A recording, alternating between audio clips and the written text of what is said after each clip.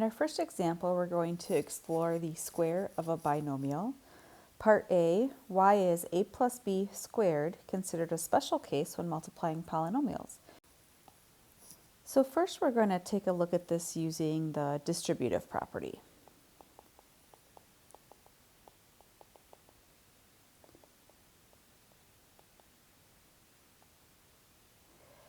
To square a binomial, what that actually means is that you are taking your binomial and you are multiplying it by itself. That's what it means to square something. Now we're multiplying two binomials. We know how to multiply this out. We've been working on it this unit.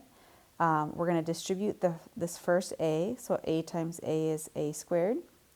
A times b is ab. Now we're going to distribute the b. B times a is ab, and b times b is b squared. You see that we have a couple like terms in the middle, so I'm going to carry down the a squared. AB plus AB is a 2 times AB, because we had two of those, and then plus b squared. So what we notice is that whatever our terms were up here, the first term and the last term of our binomial, in our final answer, we ended up with the first term squared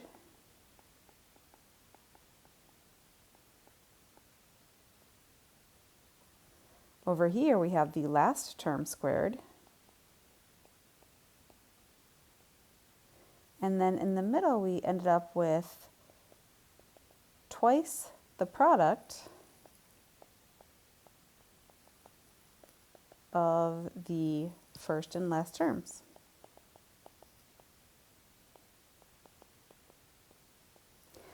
So that's a pattern. That's a special case. If we are squaring a binomial, we know that it's going to end up like this every time. The first term squared plus 2 times the product of the two terms together plus the last term squared.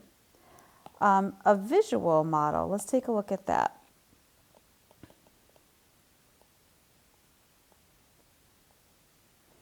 So if we were to represent a plus b, here let's draw it out first.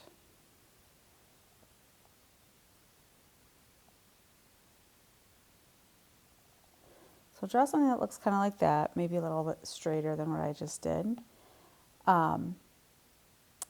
Using a table, well, kind of like a table. So a and b, that's representing your a plus b. That whole side length is a plus b.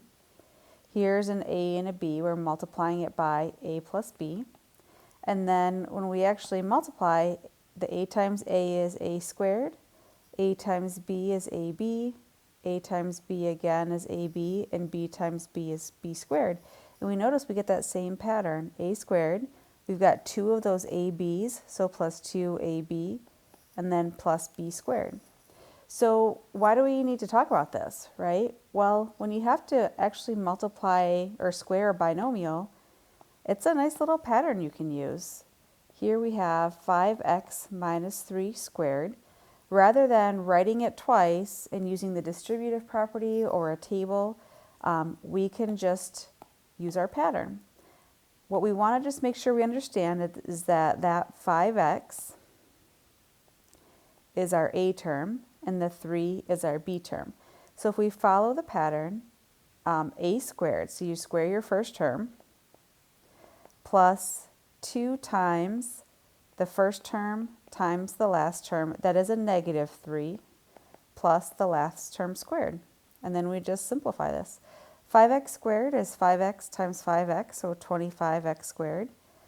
2 times 5x times negative 3. You're just going to multiply the coefficients there. 2 times 5 is 10. Or maybe multiply, let's think about it this way. 5 times negative 3 is negative 15. Then multiply that by 2. We get a negative 30, and the x just comes along. And then a negative 3 squared is a positive 9, so plus 9.